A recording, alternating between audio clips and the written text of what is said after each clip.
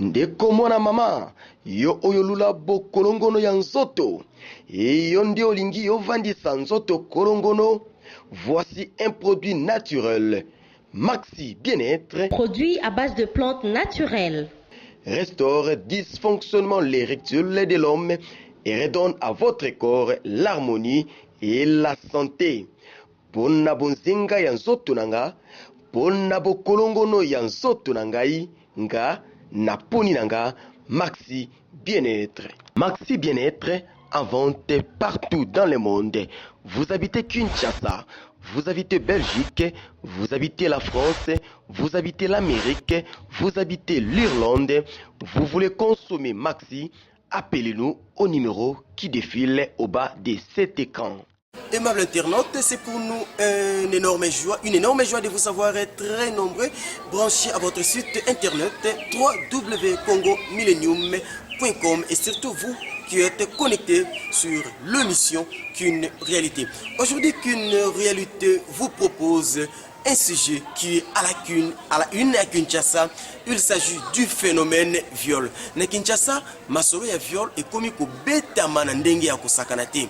Et na kati masolo ya ba viol, les personnes le plus déshonorées et causa plus banamibal et surtout nos stars congolais. Mais on a du mal à savoir ou à comprendre ba viol ya lokuta na ba viol ya solo parce que ça devient à la une, ça devient un sujet très délicat à Kinshasa. Mais suivons d'abord ces images que nous proposons le vidéo et puis nous allons revenir pour les commentaires. Mbote papa, mbote. Oui, to solo belanda nous likambo ya viol na Kinshasa lelo ekomi vraiment monnaie courant ekomi moyen moko to ebite ya kosambwisa bana mibali to bana mibali nde viol leki makasi yango mikolo basambo na Kinshasa.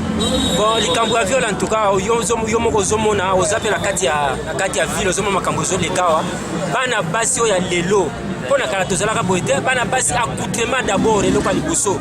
Accoutrement, il faut d'abord gouvernement, soit l'État ou il y a l'écolo à les locaux. Parce que ni ça la bongo, la basi là tellement comme ma baie, comme il faut s'exposer. Parce que nous autres, moi, c'est d'abord des gens sacrés. Nakala, tu as comme la tête basi, Allah, t'as ceux qui va mini jeep, ceux qui va cola, bani mango bazo bengango, tout ça.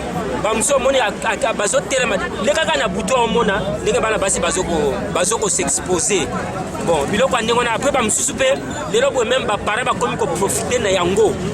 Ba comme ko bela ba parler bazo tinda bana kende tout parce que participer ceux qui passent les qui na mboka des fois, les tinda ba biloko wana. Zomona la kala des alaka boté mais les on sait pas ce que nini biso bana mboka to ba konzi ba koki ko sala pona ko kata likambo ba viol na Kinshasa. Mais likambo viol les années, il faut bango ba telemele yango, ba changer maintenant système parce que les lobos il va journée de la femme et puis moi pour nani. Journée de la femme. Quand on tombe dans le coup, il y a moi aussi. Mais les lobos bassi bakoumi ko lata n'importe quoi. Mais la kalazaki ba mama ba lata mama puta ba jupe descente. Ba jupe descente. Mais les lobos comment moi ba jupe mi pousser, moi ba mini jubani biloko wana dans l'état fa suspendre yango. Tomola ki musée, hein, musée Kabila de raconta kiao. Ba la bassi ba ko lia ba fimbo. Hein? Ba chicote ba la sele la wana chicote.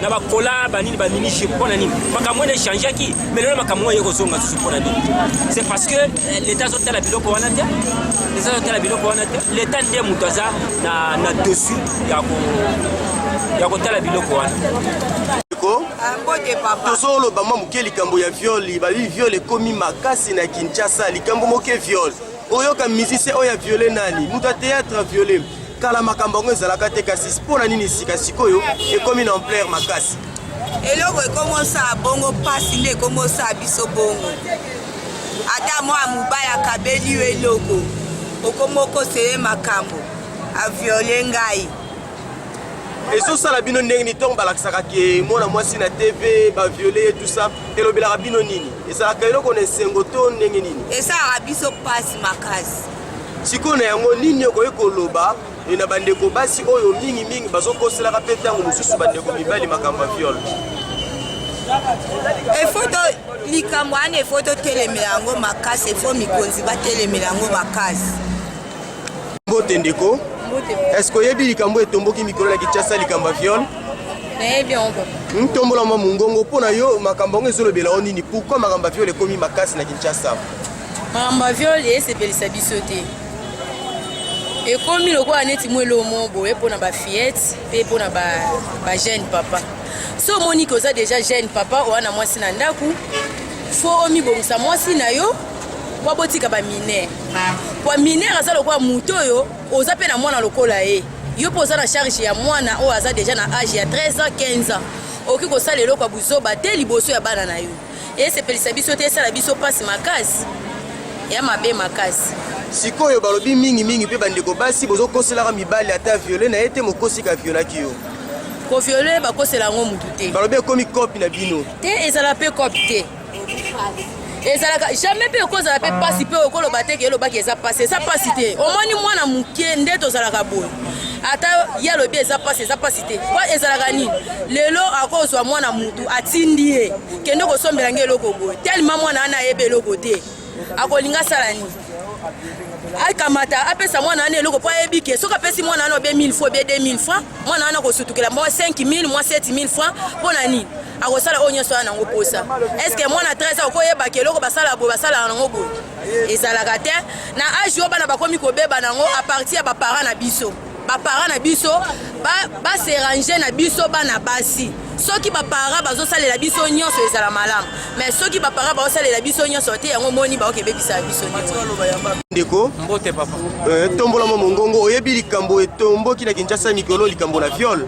Oui papa nayebi balobi bilenge mibali bokomi kosala chasse contre bana mike ya ba mineur pona nini? Non papa ça c'est faux et archi faux parce que likambo ya viol eza likambo ya mwasi na mobali soki mwasi aza na corte mobali akokosala makambo na makasi te ntango mwasi na mobali basangani na kuku to na ndako moto ayebi te mais ntango bino yo mobali famille ya mobali ya mwasi okokanga mobali eza su viol te parce que mwasi aza d'accord ya kosala likambo wana soki alingaki likambo wana te fa ganga bato bayoka balobi bana mike bokomo kosa bango na babombo na bambongo ya biscuit ya lomimi na nzela mabe. Ça c'est faux et archi faux parce que mwana nyonso papa sombela te bonbon mwana nyonso papa sombela mikate nyonso eza lokuta ezande bolingo ezokosaba nini yo koloba na bandeko basi oyo bazokosela mibali makambo ya viol? Oui mpona bandeko ya basi nyonso bayeba oyo nyonso bazosala bandeko misusu ya mibali bango mpe baza na bandeko ya mibali oyo osali ndeko na akangami ake prison lobi mpe ayo okende prison mpona likambo ayebi te soki ngai naza leta oyo azokozwa na baconclusion oyo ngai na bando okanga na basi na mibali na acte ya bongo. Merci ndeko bote. Oui olobi nini mpona makambo ya viol oyo etomboki mikolo na Kinshasa?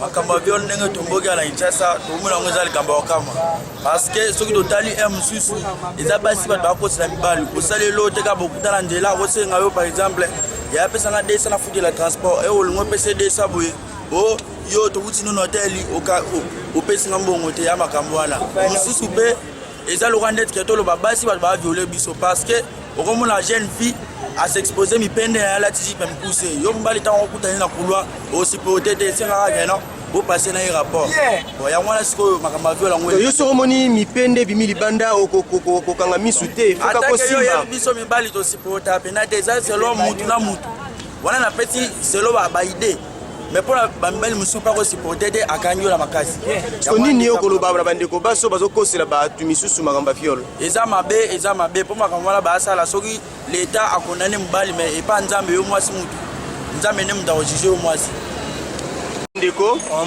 tombola mwa mongongo mpona makela mituka balobi na Kinshasa mikolo bilenge mibali botomboki bana basi bakomi basible na bino surtout ya mike mpona likambo ya viol olobi nini?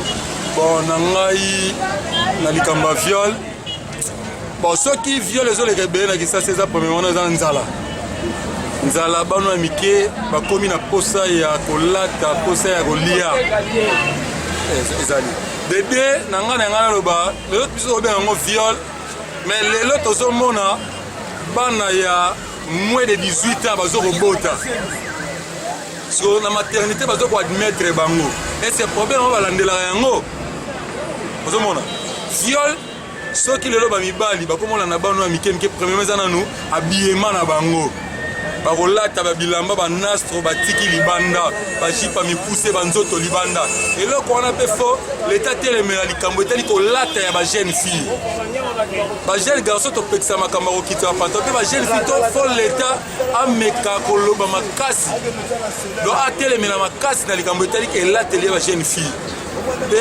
est-ce que les parents peuvent photo le costume pour éduquer les bana na biso na ndako elo na ngana loba yango balobi bokoma profiter na faiblesse ya bilenge basi ya mikie lokola za mokie okokosi na $5 mpe oabize ye otiki ye ndenge wana soki parent na ye aéduquer malamu azwi pena responsabilité ya bien azo ko encadrer bana ndako jamais mona ko kabima libanda ndeko Kinshasa sango tamboli makasi balobi bana mibali viol ekomi ndeti koloka c'est ça papa ezolobela bino nini ba violi makasi bongo na Kinshasa te biso toza bana mibali biso tozo violer bango te parce que tomonaka partout tokendaka kolingo salamaka na bandenge belé elobi papa na biso awa ke pourquoi pas bana ba misu bazana ba 13 à 14 ans na maternité bazobota pourquoi la maternité basalaka constant wana te alors eloko biso mpe mibali tozopesa biso mpasi habillement ya bamami ya basi na biso eza su malamu te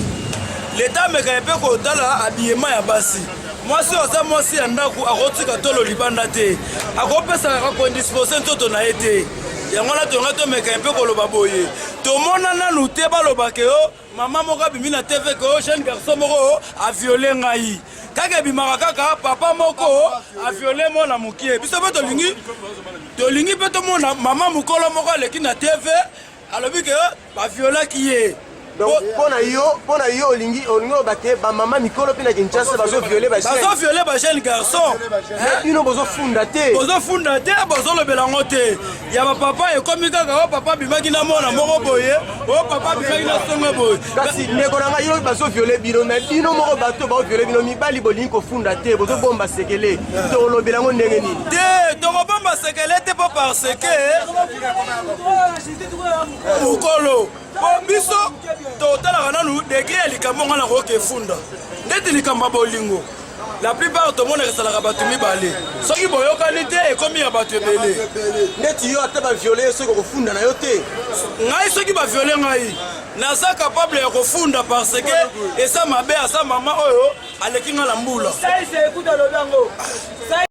okoma oviole makasi bandeko mibali bon biso mibali toviolaka basi makasi te mpo ya nini basi nde bakomi na buzo bato okopesa mbote na nzela amoni lokola marke ndeti yo osali ye likambo yango biso tolingaka na vie bato oyo basalaka kuna oyo mpo na nini te batia so mpe shija mwana mobali bango batiaka shija mwana mwasi yango mpe tozosepela mpo na nini biso mpe batia so shija mwana mobali mpo mabe yodesila me balobi bino viole bokomisi yango lokola arme na bino na Kinshasa jamais surtout baminere basi nde nzala lokosi eleki na mboka lisunia malamu eza te azotika patroli soko libanda abiyema mabe nobali pekisaka kolatisa basi mabe abiyema yo soko omoni mopende okokanga no misu te faka kosimba yango mwana kanga nzoto ya posa nzoto yango tomonaka yango wana siko nini okoloba na bandeko basi oyo bazofundaka bino na makambo ya viole nakoloba ya suka mpo bandeko ya basi bayebaka elatele malamu kwa bamama ya soto baondokola kala mpo mona mopende nde ezali pasi mpo mona souveti mene ya pasi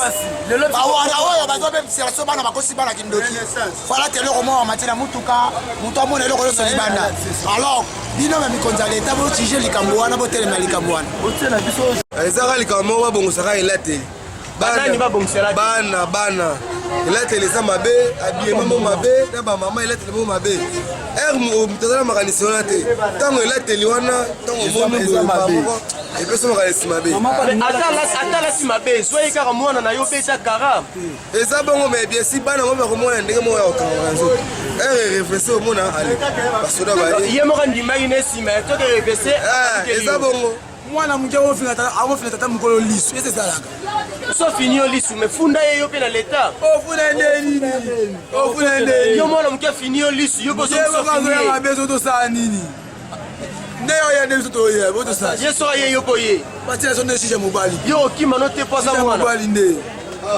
tonde shisha mobali conseil nini opesela bandeko basi bakomofunda bino na maviole mabe babotela bango mpe baconseil te bafunda pwani bamoni balinyango elofosele makasi tata. Merci, vous venez de suivre les images que nous ont proposé Olivier Divididi Chocolat Show.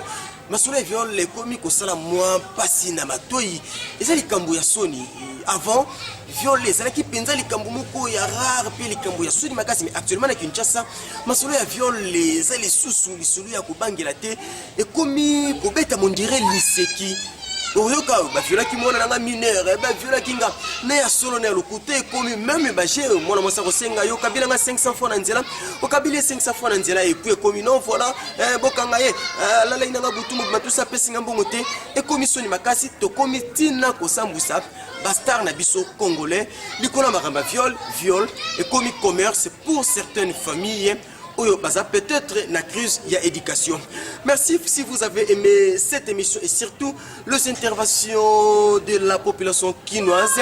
Cela nous amène à dire que vous avez exagérément dire grand merci à celui qu'on appelle les boss de l'air boss. Il s'agit de l'homme du millénium, le directeur général du Congo Millennium. Et surtout, grand merci à celui qu'on appelle Jirac Nganga,